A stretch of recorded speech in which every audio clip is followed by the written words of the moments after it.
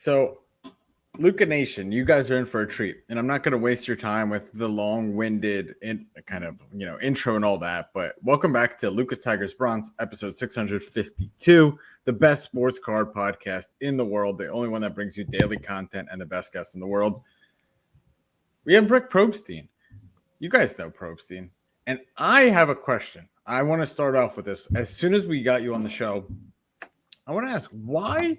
So when I got into the hobby in 2020, Rick, you were known as the businessman. You were behind the scenes and executing a well-oiled machine, clicking.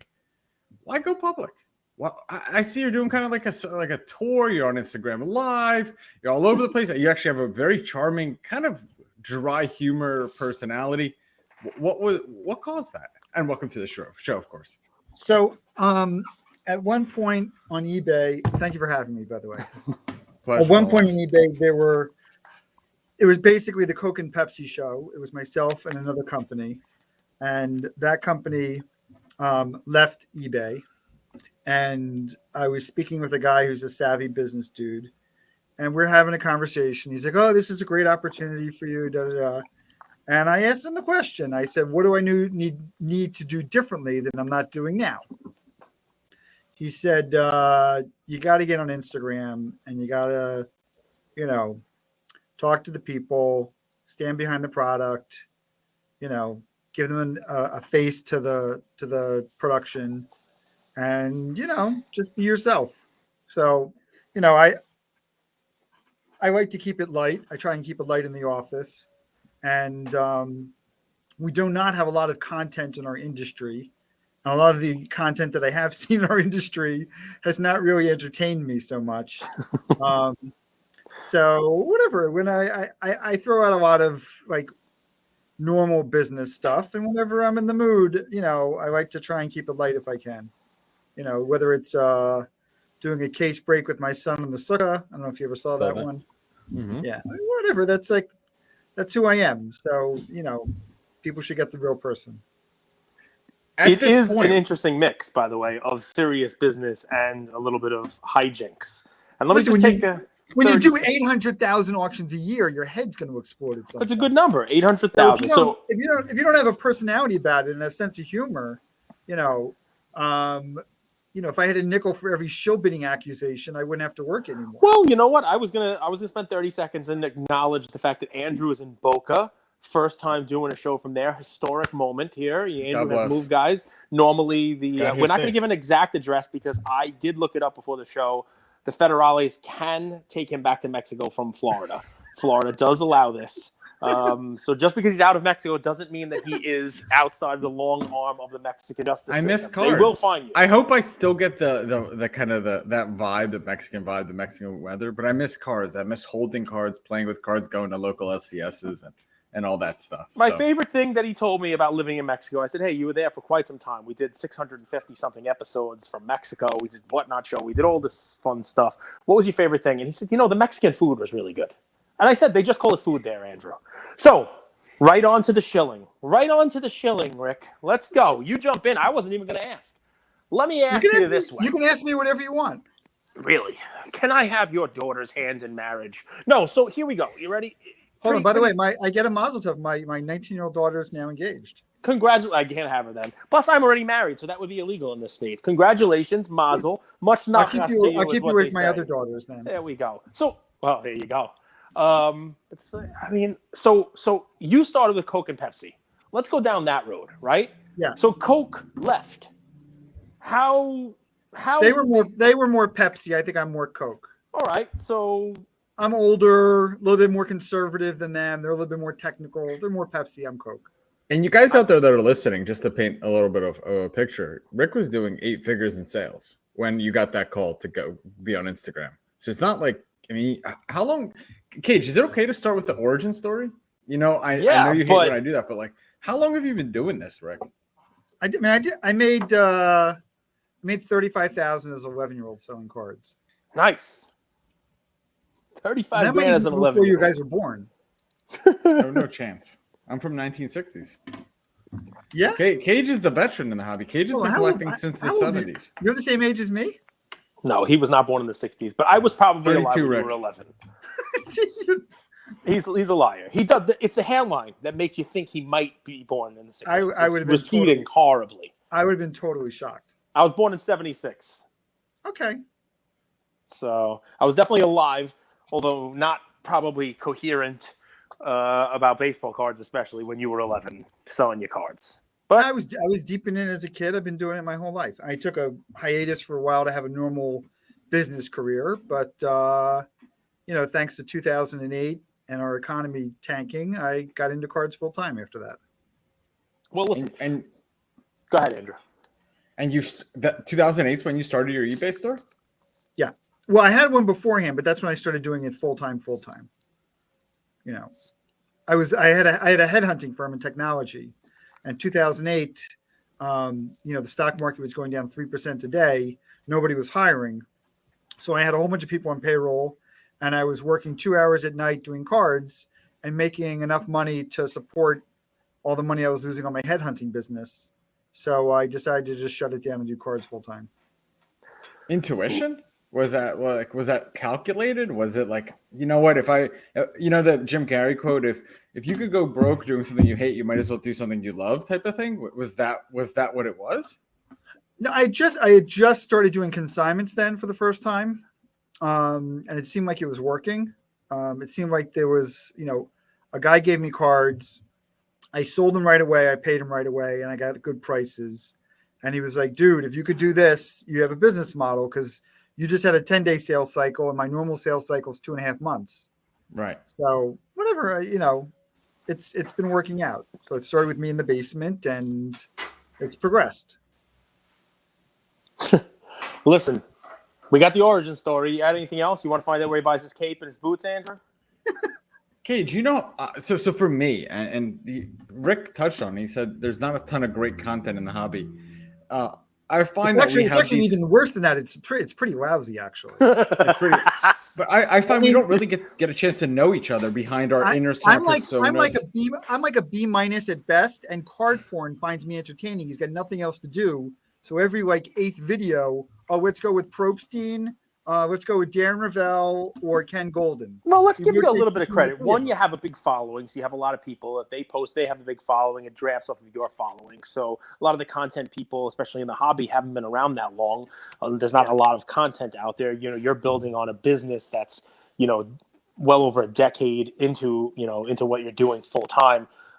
It's difficult on the content side to kind of draft off that. So I understand what Cardpoint is doing, especially with Ravel and yourself. Plus, you have a dry sense of humor. I mean, I have used the blah, blah, blah through eBay now a couple times in the last week to get right through customer service.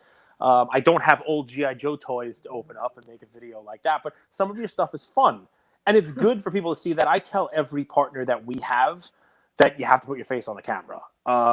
When we started this, I didn't want to do it myself. It was just one of those things, and you have to do it because people need to see who they're dealing with. People need to see, who the business person is. You name it, and we'll get back to Coke versus Pepsi in a second, which is more appropriate, and we'll get back to when Coke leaves, what does Pepsi do, or vice versa. But I make jokes about Willy Wonka in the hobby often. I make jokes about, you don't know what's going on behind the chocolate factory, right? I say PSA is sort of like that too. No one knows what happens. No one ever goes in and no one ever comes out. Your cards never go in. They always go in, but they never come out. You may be the best comparison for Willy Wonka, because there was a long time where I was recommending Probstein to people who wanted to sell their cards on eBay, because I was using you myself. I'd say, give it to Probstein. And people would say, really? Does he exist? Is he a real person? Is it just a company name? Does he really look good in a purple suit and a cane and a top hat? People would ask me the wildest questions. And I'd say, just send it. All right, you're not going to get back anything, but you'll get paid, and you're going to get a good price for your cards.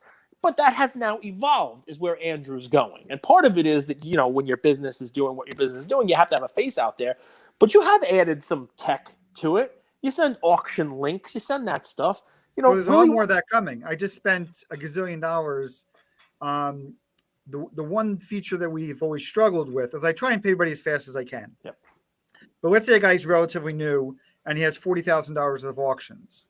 So the next day we'll look at it. We'll send him 30K. So I'm limiting the amount I'm exposed. So now there's like a 10 to 14 day going back, trying to figure out once everything's confirmed so I can send him the final $10,000. So we now have technology that's being built where everybody's going to be able to access and see real time what's paid, what's not paid, where the account's at, live links, the whole thing. So that's let's talk about that. I want to hear about all the stuff that's changed in the whole deal, but I think the crux of it and the best thing we can go back to the Coke Pepsi thing if you want. Well, no, so but this is it, right? Because everything we ask you is going to lead into that. It's going to lead into being able to pay people because everything is based on eBay. So I don't know where the most Coke and Pepsi are sold. I don't know if it's stadiums. I don't know if it's at Disney World. Most of those big places where the fountain sodas are sold en masse, they have an exclusive deal with somebody. And you now have the exclusive with eBay. But if you call Coke, Pepsi, CNC, Shasta, the other guys who left, who are now doing it on their own, they would probably tell you if they were here that eBay was flawed. That there were more problems with eBay than solutions. And I've seen recent content with you where you talk about the Trae Young Raw not being able to be sold. Yeah. Obviously, this is a partner of yours. Obviously, you're building your business on the back of eBay, right? And we've talked to ComC, right? We talked to the CEO of ComC, and he's like, look, I love eBay. I build off eBay. I'd be stupid to try to compete with eBay, blah, blah, blah. You need eBay, so I know you're not going to take shots at them. But talk to me about what happens. Because if you were to interview 10 people and say the name Probstein, 9 of them are going to say the word shill, and the other one's going to say shill also. They're all going to say the auctions are shilled. Every single one of them. I'm trying to make you laugh a little, Rick. You kind of took a shot at the hobby. No. I want to make sure. Okay, so how many times having fun here? How many times have you consigned with me? Hundreds. Okay. Was there any evidence of shill bidding from my company with your auctions ever? So I would never know. Yes or no? Shill bid. I wouldn't know. I would never say it. So I can't tell you whether you shill bid, your company shill bid. I can't tell you at all. Right? Did you ever see or feel anything that led you to think that? Listen, I send it to you, and you know what I say? The money clears, the money clears. I'm not going to look for shill bidding in my auctions. I just assume eBay is going to. I understand you're an attorney, but I'm giving you it's a yes or no. So I have never seen in any of the auctions that I had with you any evidence of shilling. No. I saw a lot of unpaid items. I did see a lot of people not pay. Yeah, no, unpaying is where a lot of the drama comes from. Yep. If you took a water gun to my head and you asked me where all the unpaid items are coming from, is it coming from the consignor? Is it coming from the consignor's best friend? Okay, so you have the water gun to my head. Yep. The answer I'm going to give you, and Trae Young is a very big indicator on it, and we can talk about it. Yep. So it is coming from people who have inventory in these cards, and they are supporting the market on those players and those cards. And it is not accounts that are our consignors, and it's not accounts that we're able to track directly and say, this person's doing whatever. We now have, if anybody has 2 unpaid items ever, they're blocked by definition, And I did that in conjunction with eBay. eBay and I had real talks, real conversations. That's the next question. This is good. Getting right into it. We went through the potholes of what was going on and how to fix it. And bid retractions was a big one. Returns on graded cards when guys were getting injured is a big one. Yep. They're doing all these things. And authenticity is a big one, which they're handling now. So slowly they've been incorporating all these big steps. Last week, they also incorporated video technology on the listings. So eBay has slowly incorporated in the past year 4 or 5 major steps into making things better. And these are all potholes that are being filled in. Is there still a problem with people out there who own inventory trying to protect the market at a certain point? Yes. Yeah. There's still drama related to that. Here's what I think. It's not shilling, and I don't think it's you. Well, we'll use the word shilling. I don't think it's you guys doing it. I don't think it's the buyers doing it. I think you see it on those liquid items that there's a lot of, that people own a lot of. Like, for a while, you could say, use Fernando Tatis, for example, last year, right? There were people who had thousands of his tops, PSA 10, the chromes, the base, you name it, and they were being sold for a lot of money. right? They were ending for a lot of money, 300, 350, 3-4 times what they sell for now. I believe, and I'll never be able to prove this because I'm not a techie. If I was, we would have a card analysis tool that would tell you the value of cards. You know, and we would have sold it already to somebody. But anyway, I'm not a techie. I just talk. So I can't do it. I don't go through the data, but I would assume that those sales, I'm going to call them sales, were other people who had 10, 50, 100, 1,000 Tatis. And they were going to shows, and they were selling them, or they were looking to sell them later on also. And they were looking to establish, let's call it a comp. And if on eBay, the Fernando Tatis Topps rookie shows that it's sold at $350, then that following weekend, they can go and unload them at a show at 300, 310, 320, whatever it is, because the most recent comp is 350, even though I don't think that transaction ever really got consummated. Correct. Is that fair? Now, that's not you. I understand it's not me. And I don't think there's anything you can do about it. Listen, anybody who wants to ever have access, to come to look at my platform, they can interview my current or past staff. Everybody's available. Okay. There is no shill bidding going on here. There never has been. There never will be. I have 5 kids. I do 2 hours of Jewish stuff a day. I'm in charge of 800,000 auctions a year. I can barely breathe, let alone, organizing a shilling platform and a shilling strategy. We're not involved with it on any level. And I know that's disappointing to some people, but what's going on is that there are people who have inventory in these kind of items, and they're protecting them. By the way, we don't have any unpaid relist problems with memorabilia. It doesn't exist. Interesting. There are many verticals that we deal with. It's basically like the PSA 10 card market. That's really where it's happening. The Trae Young market. It's not happening on Andy Pettitte signed baseballs. Right. So, Luca Nation, we sense. come in, every episode is unique. And Rick, you and I, we've only met briefly at National. So, for me, these episodes are an opportunity to kind of get to know the person behind the business. Sure. Right. So Gage came on, we were talking a little bit about shill bidding. Maybe this could give a little context, right? Because I hear shill bidding come up, but I'm going to ask both of you guys, and Rick, you could start, but then Cage, you could go after. Rate the hobby problems, okay? So I wrote down 5 things, and I'll give you an option for another. Ooh, this sounds fun. Grading company turnaround times, unethical breakers. You want us to rate each one 1 to 10 in terms of what we think is a problem? Yes. Because sometimes I want to make sure that our focus is right. Like we're here talking about shill bidding, but product not released in a timely manner. Shill bidding, grading company turnaround times, unethical breakers, product not released in a timely manner, and counterfeits. Nice. Rate them 1 through 5 to most important or the biggest hobby problem. Why don't we go each one and I'll give you one. Let's go each one. I'll give you 1 through 10 on each one. Sure. Shill bidding. Shill bidding in terms of problem in our industry? Yep. 10. 10. Okay.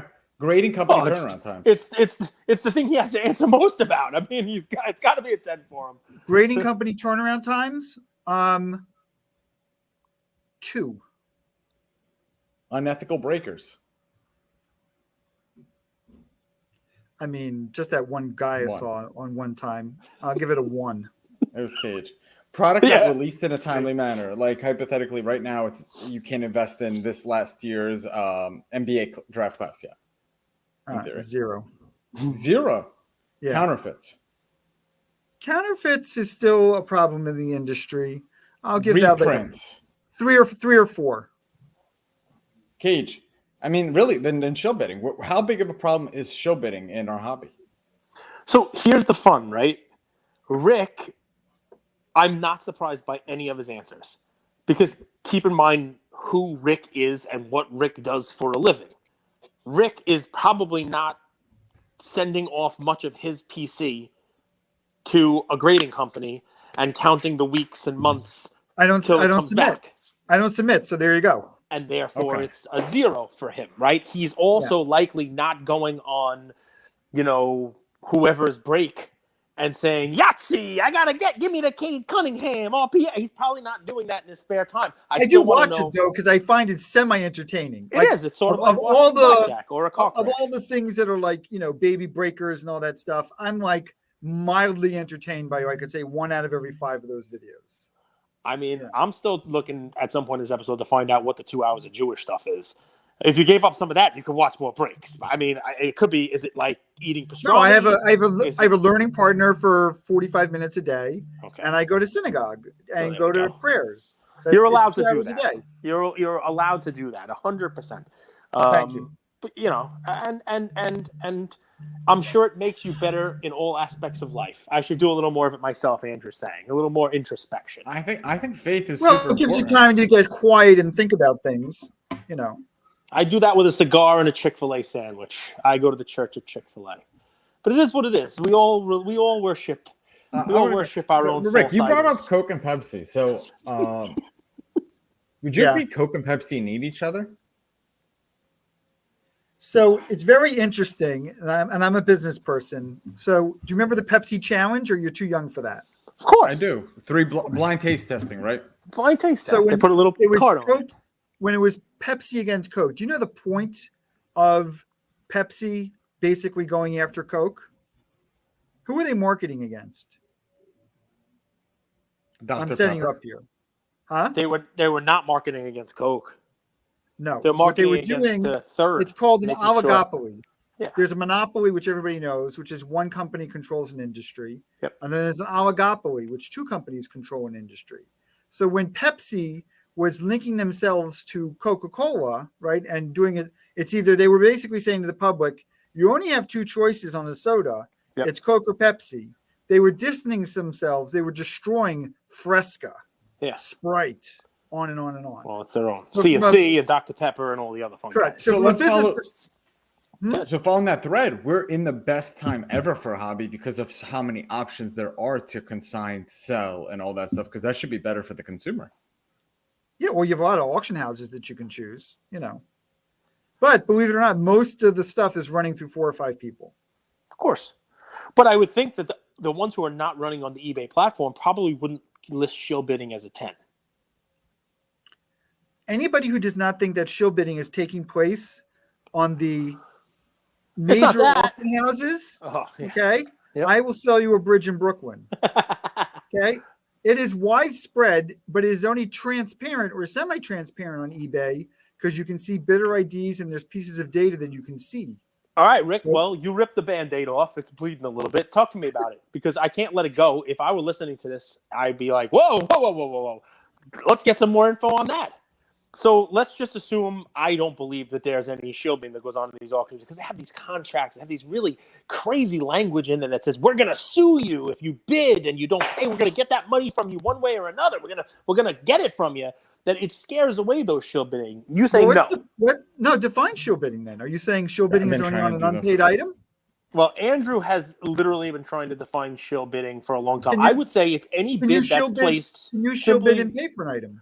Well, yes, I think it's, of course, because somebody could get stuck paying for it. Now, that doesn't mean that person isn't going to pay. The ultimate bidder is then the one who's the victim of the shill bidding beneath them. It's somebody. I would say a shill bid is any bid that is placed without the intention of actually paying for the item. It's any bid that's placed solely for the intent of inflating the price, whether it be an item that doesn't go paid because you happen to be the final bid on it and you don't intend to pay, or an item that does get paid because somebody has now been bid up by your shill bidding. That doesn't mean that's a bad price. Somebody was willing to pay for it and paid, but that person still got hosed. Okay, Cage, you got a shirt on. I can't see below that. You got your big boy pants on? I got my big. I do. I got my big boy pants on. You got your big boy pants on? I do. Let's go. Here we go. Okay, so why, right, on any major auction house, why would you ever see any item within 24 hours or 48 hours at 70% of the market value? Why would that ever happen? So, an example, when the Jordan sold Let's say you're 700... trying to bid and win any. Let's say you're trying to win a Jordan rookie in a 10. Yep. Why is that thing at 180,000 within 48 hours?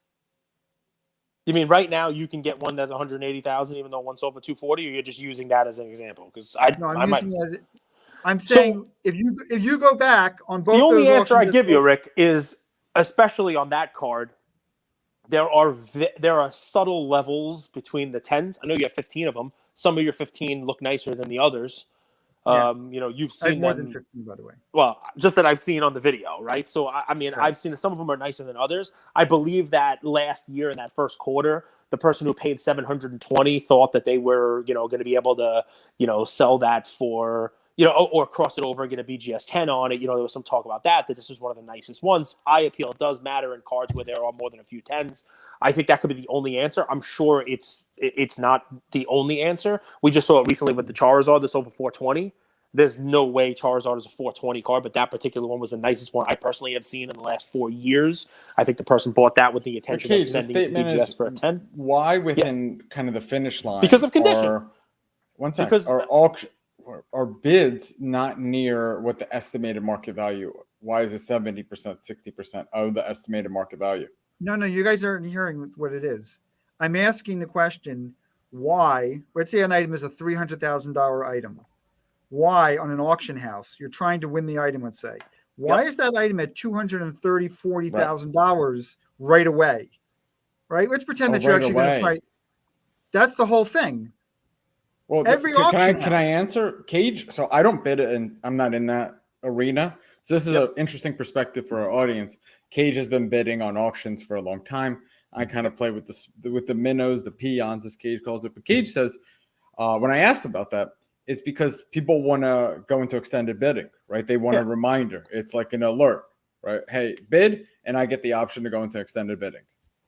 Right. But it's more than that. Okay. But it's more than that. So what's happening is, and it's no different than what is happening on eBay, is that people own a card, or they own a similar card, or they own they're controlling a vertical, and they're making sure that, okay, I'm going to get it to 70, 80% right away, and I'm safe there, right? And then we'll see what happens at the end of the auction, and maybe I'll come in again, and maybe I won't come in again. And the same kind of thing is happening on eBay, where basically people are protecting their investments and what they're collecting or investing in. And the point I'm making is it's just as prevalent on eBay as it is on the other major auction houses. It's taking place widespread in our industry, and it's not just eBay. Anybody who thinks that shill bidding is only occurring on eBay is wrong. I mean, I guess I just, people will go to lengths. I have one account. I have a golden account, and when I list a card and I go in to look at what it's selling for a couple of days before it sells, I see it and I say, there's a thing on the top of the page that says, this is your item. You cannot bid. Even though I'm clearly not trying to bid on it, it's right there. It's got a you can't bid on your own items on Golden, and you can't do it on eBay either. But your friend can bid, or you can bid, which is what we're talking about. We're not talking about, this whole conversation is not about people who are having their friends bid or who are bidding themselves on their own items. We're talking about people who are protecting the markets. And that's what's going on eBay. And it's very difficult to deal with it. And that's what's going on in the auction houses too. Take note, take watch. You'll see next time you see, Heritage, Golden, PWCC, Mile High, Memory Lane. Okay, watch them all. And the first 48 hours, it's a race to get that thing up very close to where the market value is. And that's no different than what's going on eBay. How can you assume intent, though? Like, protecting market, I hear what you're saying, but what if the person genuinely would buy that card if it ended at 75 or 80% because it just doesn't get the eyeballs at the end? They're paying on it, but their intent is to drive up the card. That's their intent. Protect the card, because at this point, of course, they're going to pay the price. They'll pay 70, 80%, but they're bidding right. Why are they bidding 80% of the market value day one? Why are they doing it? They're doing it for one reason: to drive up and protect the price of the market. I don't see how that's a bad thing for the hobby. I think that's liquidity for the hobby. And then from there, if the price keeps going up, it shows the true market. If not, if the price ends there, now the next auction, it's another 20% haircut. Cage, chime in, but I don't see anything wrong with that. Well, I mean, you shouldn't be bidding or having somebody else bid on a card. I mean, you shouldn't. That shouldn't be it. But I understand what Rick's saying. I guess my deal is, if the card's only worth 70 or 80%, it's going to wind up selling cheap. I think it's what you're saying, Andrew. It's going to wind up 70, 80% anyway. I mean, I'm sure it happens. I'm sure it happens, Rick. I mean, you've been doing this for quite some time. But people are bidding these prices right away because they're trying to support the market / drive up the market. But how does it support the market or drive it up to have something, with a week to go at 70% of the value? That really supports or drives anything? It doesn't really do anything. It lets you know that the card could potentially sell for 70 or 80% is when the card ends. See, that's the difference between eBay and this. The Trae Young prices, they're selling for more than they're really worth. Right. You know what I mean? Somebody's not coming in early on eBay and bidding it up to 70% because they're coming in at the end and bidding 130%. And I'm saying that stuff is happening on the other auction houses too. I mean, it's entirely possible. It's entirely. You know what? If nothing else, you have me thinking because I bid in the auction houses. I do, and I know that it's a big thing. I know that So just watch next time the first 48 hours, and then say to yourself, "Okay, why is this? Almost at a near record price or market value in the first day." Let's just say I wanted a Joe Montana rookie card PSA 10, and I know the card sells for $100,000 now. The eye appeal sold for a little more. I know it's $100,000. Like, why wouldn't I bid 60 or 70 grand right off the bat? And memory lane, maybe no one sees it at the end either. Maybe you steal one. And also now I know my bid is in. You know what I mean? Like, why wouldn't somebody bid that? I understand it's going on. But but I'm saying the person that's doing it necessarily, that's bidding that, isn't trying to win the card. Their intent is to drive up or support the market. I guess what I'm missing from the premise is how does a 60 or 70% valuation drive or support the market? Because it's happening right away. And now if you want to bid right away, you gotta jump on top of it. And then it gets higher. Then the next guy's got to jump on top of it. And then he pushes it a little higher. It's an artificial floor. It's kind of all right. So here's where I'm at. So I have a family, mom, dad, sister, and we try to shift from the problem to the solution, right? So like, all right, we have a leaky roof, but this is what we need to do. What is your solution, right? Where do people go to buy safely? What is the alternative there for the consumer? Does it exist? And if not, what might it exist and look like? I mean, I always thought that the best way to purchase on eBay is to snipe, and that way you're never bidding early. If you pick out something, you're never involved in a bidding war. You just put in, you're willing to pay $34 for this card, right? And you just snipe it. And if you win it, you win it. And if you don't, you don't. Has anyone ever sniped a sniper? Because that's where shit gets weird. Right through. Remember, you ever hear the story cage where they shot right through the scope in World War II? No, but it is a copy of Robin Hood, where he shot the arrow right through the arrow. You remember that one? I mean, I don't know about the scope through the scope. Is that right? I'm sure it happened. Yeah, it's Robin Hood. He shoots the arrow right through the arrow. All right, whatever. It doesn't matter. So I get it. Snipe the sniper. Listen, sniping is a dangerous game. If you really put in what you really want, someone's going to outbid you by a penny or $1 every single time. At least that's been my experience. Maybe I'm just unlucky. And then you get the people at the end who put like $1,000 on a $100 card, and somebody else put $1,000, and then two of them are bidding 3 times what the card is worth. And do you like extended bidding? Maybe a good question. Do you like extended bidding, Rick? Are you in favor of it? Yeah, absolutely. Listen, I think the best way to do it is sort of what PWCC is doing on their own now. They pre-qualify as many bidders as they can. I think their extended bidding of everybody is the best, actually. I think the way that PWCC, I can't stand, some of the major auction houses where you have to stay up till 3 a.m. and it's a survival of the fittest to win an auction. Yeah. PWCC has basically figured out a way to get the whole thing done by midnight, East Coast time, and I haven't seen their website crash yet either. Correct. And at some point, you got to either step up and bid and get your final price in, or you're going to miss out on the card. So I do think that they have the best extending bidding. I've won a card at 4:15 in the morning once, Andrew. from a major auction house. It was ridiculous. A survival of the fittest, Rick. I couldn't put it better myself. It's like, who's going to be able to not fall asleep? I've actually gone to sleep. I've actually gone to sleep and woken up and then done my bidding. But you have a different clock than me. You wake up very early. Like, I stay up late. You're up. I'm probably falling asleep when you're waking up for your day. But if they're going to still go at 3:30, then I'm going to go to bed and I'll wake up and then I'll start bidding.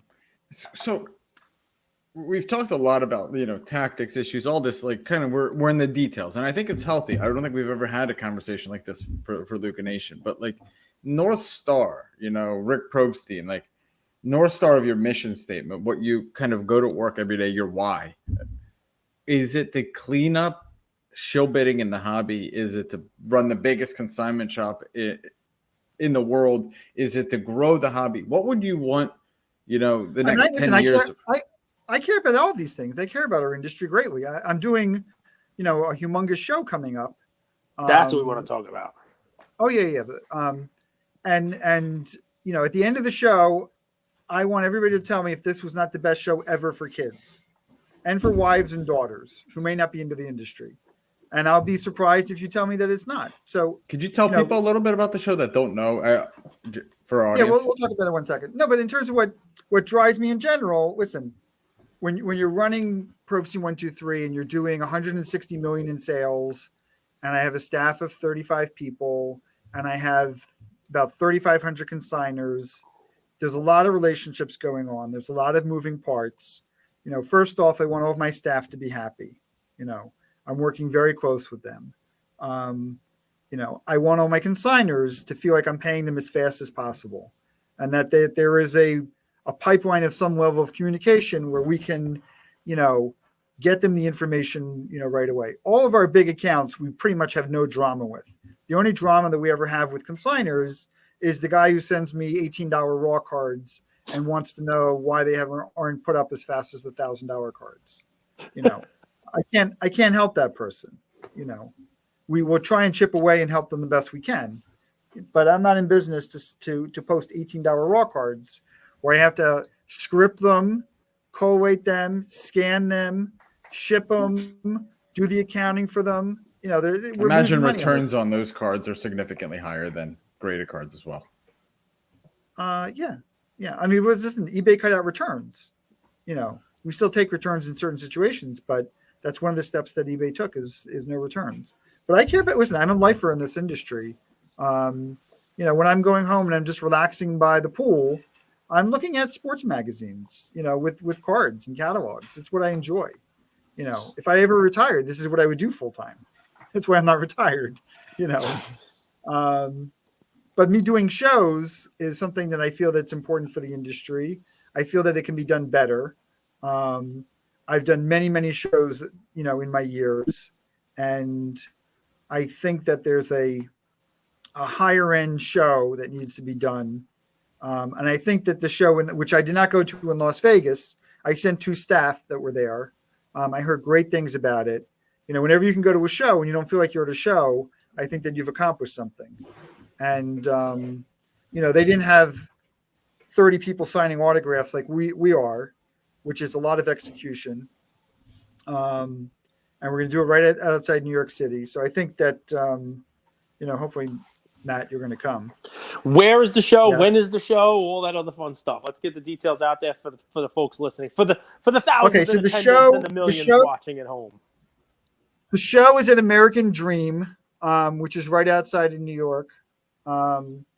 It's an incredible facility. I'm friendly with the people that own the mall. We have a very good business relationship. We're very interested in, driving eyeballs and driving people in there. And I think we're going to have a lot of success. We have 30 big names already, and we're going to add some more. And we're going to have about 400 dealer tables. So, some of the people we have Mike Tyson, Roger Clemens, Allen Iverson, Lawrence Taylor, Goldberg, the wrestler, not Goldberg the guy Goldberg, the podcast host. There you go. That's awesome. Goldberg. How much would my wife's to to get put this that Goldberg to spear my Goldberg? He would kick his butt. Name on That would be amazing. He's a big dude. Spear. He's a big dude. He's a big dude. That's Jewish awesome. Too. Is that right? Well, I mean, I Wikipedia'd him one time. I'm like, is that guy really Jewish? is And he I a looked it mixed up, martial artist or is he an actor? Would you want to? Have you ever seen his highlights? No, but He's I know freaking WWE's. He's very big and athletic. I wouldn't want to mess with the guy at all. I'm 99% sure, Andrew, if you look him up, he played in the NFL, maybe like a cup of coffee kind of in the NFL. He like, did. you I know. think he did. I think he did. Listen, Mike It's a fair Tyson's going to be there. question, You want to mess with Mike Tyson? Oh, he'll mess with Mike Tyson. Well, time out. They'll be time licking out. frogs You don't have together to in the peg us corner. against each other. I don't want to mess with any of these guys. I respect them all. I love Mike Tyson. I like Mike Tyson now more. He's reinvented himself from Iron Mike. Like now he's a thought leader. He does all these hallucinogenics. So There we go. We got it. Now the truth comes out. I'm a fan of Mike. That's why he likes Mike. That's why he likes Mike. Mike, Dude, he's Goldberg, helping gummies. He's helping people. I mean, I think it's hard to reinvent yourself, Cage, especially when you had that big of a brand persona. And now, he's kind of like a personality. I think that's kind of cool. I got to give props. Listen, I think he's awesome. It was great watching him as a kid. And, I would love to take a picture of you and him together, eating one of the bitten ear gummies, that he sells now. That would be fantastic. That would be great content. It's cool, man. So, if you guys rewind the tape to, maybe February time, got postponed. A lot of, under the buzz was like, hey, this show's going to be a mess. This is going to be a disaster. All this stuff. And what's cool is we know the people behind the scenes that put that show on and how much work they put in. It's amazing to see from all walks of life the compliments they're getting of how they've, how many shows are going to come after the fact, like yours, Rick, that are going to be a little bit higher echelon, a little higher standard. And I think, honestly, across the board, whether you disagree if you're a collector, investor, breaker, high-end collector, I think we all want to grow the hobby in some way, shape, or form. And seeing things like this, someone who's running an 8-figure business like you, Rick, to now 9-figure business, now want to get into high-end shows and use your connections and relationships to put something like this on. I think that's really exciting for the hobby. Yeah, thank you. And listen, it wasn't difficult for us to get to the athletes because when a guy does an autograph deal with the athletes, he's already selling through us, and we already have relationships with those guys. So literally, we were able to make one phone call, and we got to all the athletes very quickly. But there's a lot of details in terms of itineraries, mapping it out strategically, selling things beforehand, getting the awareness out there. What are the dates? What are the dates? May 13th, 14th, and 15th. Everybody go to autographfest.com. Autographfest.com. I'll put it down here. One word, autographfest, FEST.com. By the way, I'm going to ask you very simple. What are we live on, by the way? I just don't even know. What is this on? Oh, when he says live up there, it just means we're recording live in the studio. We're not live on Instagram or anything. This isn't going out live presently. But everything you showed your colors. You don't listen to our show, do you, Rick? Well, we're live. Do you edit this up? No, we're not going to edit this up. You will not be edited. This is perfect just the way it is. No reason to edit you. We are the only, despite all the shit content out there, like you said, your words, not mine. I respect anyone who puts their face out there. It's not easy and all the judgment, but we're the only daily sports card show in the hobby. So some days we come on. I mean, we just did a 10 for 10 series, Women of the Hobby, where we spotlighted some women that are up and coming, doing big things in the space. So that was cool. 10 days, 10 guests, 10 women. It's a lot of work. That's cool. Not for me, for Cage. You do this every day? Every single day. 652 episodes. And sometimes we bring our audience on and they ask questions. Sometimes we bring them on as guests. We had a show called The Come Up with Cage. I'm upset that it's not on in the background of the Chocolate Factory back there. While you guys whistling while they work. Just put us on right there in the background. I'll be honest. I'll check it out now. I like you guys. I think you guys. What we've wanted to do is not suggest that we're right or Cage is right. We actually are always right. Very different. He's a collector. I got into this right in end of 2019 with the Zion Prism Base Mania. We try to have dialogue. He's one of them. I grew up in a Jewish household, a Ukrainian family. the way we got to the truth is by discussion. We might not always agree, but I think the listener benefits, and we're the only ones that do that every single day. So I don't hop on here thinking I'm a genius or I know my stuff. We just try to have dialogue, discussion, and let our audience learn from it. It's kind of the nature of our shtick. No, I like your format, so it's good. That's it. He can't come on thinking he's a genius. Rick, you're a New Yorker, right? I'm originally from Delaware. Delaware. Imagine being whisked away. You should open a vault. Delaware. Everyone, you get a vault. I get a vault. Everyone gets a vault. Delaware. I'm a Delaware's Delawarean. a place to get a vault. A P.O. box, which is just a vault, right? Is how it works. I'll give you the history if you want to really hear the real Delaware history. What happened? Oh yeah. So, Delaware is the first state to ratify the Constitution. Did you ever see a license plate? First state. Yep. We're going that far back. First in the nation. Well, Rick was there for it. The DuPont family existed in the mid 1700s in Delaware, and their first business that was a booming business during the Revolutionary War was they made gunpowder. That was the .com back then. Right? Guns came out. You could start shooting people. You needed gunpowder. And DuPont basically early on controlled everything in the state of Delaware, and they still basically do. I think DuPont at one point was as high as like the number 14 out of Fortune 500. And they were the ones. They're the ones that own Wawa, right? Am I mistaken? I don't think so. Wawa came from Delaware, Cage. I'll look this up. I know it's in Pennsylvania. It's all over the place. I grew up with Wawa. Jersey too. Yeah, I mean it's like 7-Eleven of New Jersey. I don't think it's a DuPont thing though. I could be wrong, but I don't think it is. No, you're right. You're right. You're always right. So all the states. I'm the wrong one. So everything in the state everything is pro business. So that's why you see all the boats are registered in Delaware. If you want to dump chemicals into the ocean, your company has an LLC in Delaware. All these things. That's why everything's pro business because of that. So are you starting a vault? No. He's got one right behind him. eBay starting a vault. So is Collectors, so is Ken, so is Alt. PWCC actually owns the vault. What do you think of that whole vaulting business? Do you think it's here to stay? Does it add value? I definitely think it adds value, and I think it's a smart business for some people. It's not a business that I would want to directly be involved in myself. I think it's a very good move for eBay to open up a vault, which they're doing. And I think it's going to be very, very successful. But it's not something that I personally want to, it doesn't excite me. Well, they opened it in Delaware. Did you know, Andrew, that at its widest point, Delaware is only 35 miles across? I mean, that's tiny. I crushed it. I got through in like 15 minutes when I was out.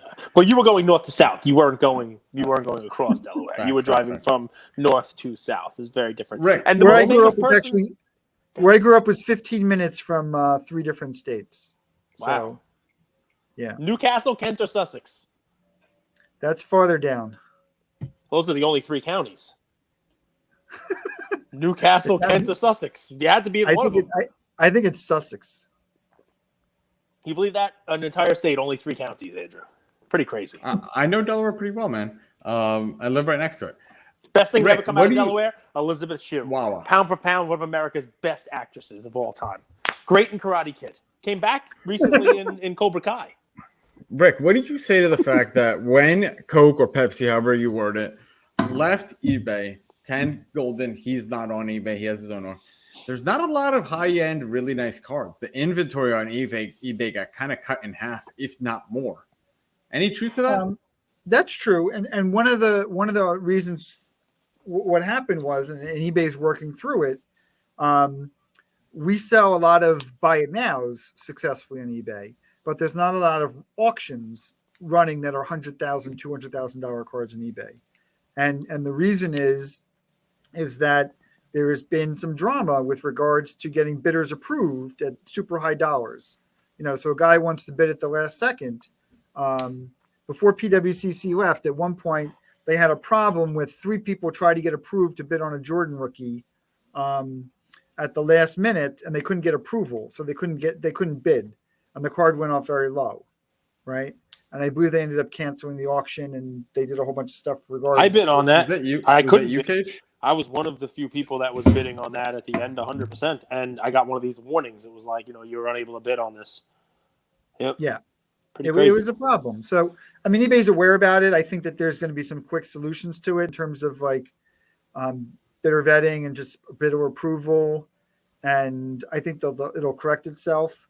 But in general, when we have cards that are over 100,000, we do it as buy it now best offers, and our sales and our success rate is fine. That way bidders can get approved, and it's nice and fluid. I got a question for you, Rick. We just, Andrew leaves and it just goes off the rails. So this is great. When he jumps off the camera, I just ask whatever I want, and he'll yell at me. He didn't even tell us he was going. He just left. I think he fell off his chair. So, I heard a little thud. Boom. It's a new place. If you wanted to notice, I've been driving for 18 hours and I drank a ton of water. You're allowed to pee. His butt probably hurts. He's been driving for a long time. Just tell us you're going to leave next time so we can figure out a way to talk to each other. I mean, exactly. But anyway, he's gone. So I will ask this. Yeah. Ken Golden recently, he had a love fest with Drake. The Champagne Poppy, who I never heard of. I never heard of any of his songs. The listeners would know. I can't even tell you the name of one of his songs. But they had like a whole breaking thing, card porn was there. They did a whole shamil shamazel, Well, card porn itself, the card porn was not there. I mean, the account was there. And if you're anonymous, then you are wherever your account is. He's not so anonymous. There's people that know who he is. Ooh. Do you want to give me a hint? You want me to give you a hint? You have to know who it is. It's all right. It's okay. It's okay. We don't have to. Yeah. There's people who know who he is, and they know his bidder ID. They know his home address. They know what he looks like. They know his address. They know there's things that he collects. But card porn's good for our industry. Roger Maris. So anyway, it's it's fun. I mean, so here's my thing, right? So you have the ability to do this, but you don't break, right? So you're not going to break flawless. You're not going to be doing that fun stuff. You're going to be doing one of your fun lives. One of your good Willy Wonka ones. Where you're breaking some G.I. Joe. You're at eBay customer service. You could have anyone on, alive or dead. Anyone. Who do you have sitting next to Rick Probstein on your next little Instagram, piece of content? Who are you bringing on and why? Alive or dead? Alive or dead. I don't limit you, Rick. You come on our show, I can make miracles happen. I'm like a genie with a lamp here. Just boom, they're dead, they're back to life. I mean, let's say related to our industry. It doesn't matter. You could do one related to the industry, one not. I don't care. You bring on whoever you like. It's a little bit of a bizarre question. But, I know, but that's what happens when Andrew leaves. I get to do what I want. I'll humor you. Well, in terms of like in our industry, I would love to do something with Babe Ruth. I mean, obviously. There you go. That's a good one. That's a good one. Be great if you broke a box with Babe and he called his shot. He's like, the triple logo is coming out of this one. Boom. Opens the back and he's got it. Calls his shot. Babe calls his shot again. Next. That's okay. I can leave it with that. That's a good one. He's dead. I brought him back to life. It's baseball related. I like it. How about Drake? Good for the hobby, all that stuff. You like seeing those things? You like seeing, people come in and open cards? All that. Listen, anybody who has real resources, who's interested in investing in our hobby, it's good for our industry. So Ken has done tremendous work and tremendous strides about bringing that upper tier, we'll call it the Wall Street world, into our industry. And we should all be appreciative of the fact of the things that he's done, and his team. I'm a beneficiary of it, so I'm appreciative. Me too. I mean, should we all show our appreciation Rick, I like your shirt. I wear those kind of shirts when I'm, working also. I'm more of a t-shirt guy. Should we all start wearing, flashy shirts like Ken? Just pay an homage to Ken Golden. I actually have never noticed what he wears. Come on, you got to notice. Andrew loves it. He talks about a peacock shirt all the time. What does he wear? Right, Andrew? I don't know. Peacock? Yeah. Oh, he's got a peacock wardrobe. Shirt? Yeah, he's got flashy. He's a flashy guy. It's great. Like button-down shirt or like fancy T-shirts? Oh, yeah. No, not T-shirts. Forget it. He wouldn't be called dead. Like a fancy four-figure shirt? I mean, I don't know how much they cost. But maybe. I mean, they're very nice. They're very nice. It's I have limited bandwidth, and it's not something I've definitely seen some of his videos and breaks, and I've enjoyed them, but I don't notice what he wears. See, he's going to be so upset. Not something that I'm focused on. Ken, you got to step it up. You got to step up the game. Rick is not noticing your wardrobe. That's it. They got to be a little more color. Add a little more color to the game. What's he wearing? Right. Let me see. Oh, you're gonna look one up. See, you see. I noticed he's got a headset on. I'm not sure why he has a headset on, but that's fine. He's looking sharp. All right, Andrew, we're almost at an hour. Go ahead and take us home. It's another episode. Thank you, Luca Nation. Everybody go check out autographfest.com. Rick's putting a show together. A lot of cool guests on there. Carly Lloyd is on it. You got a bunch of Yankees, Mariano Rivera, a bunch of Jets. I think Wayne Corbett's going to be there. You got Lawrence Taylor. You got big names. You got names that you guys rooted for when you were watching in the 80s, the 90s, Roger Clemens. Go ahead out there. And, Rick is promising that it's going to be, a show that you want to take your family to. And I hope to see you there. Thanks, Rick. Really appreciate it, guys. We'll talk soon. Beautiful.